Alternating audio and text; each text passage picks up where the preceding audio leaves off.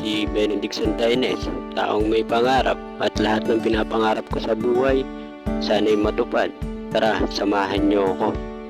Natuparin lahat ng yun. Morning sa inyo mga par, at ngayon lang tayo nakakuha ng booking. Kakaantayin natin, halos nag-ano na.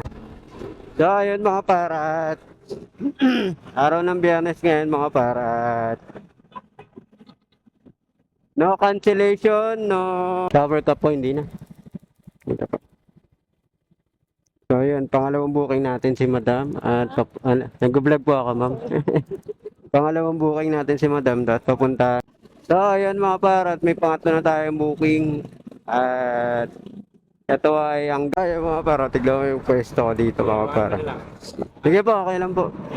Kaya naman sa ayan mga par, at pangapat na booking na natin to mga par.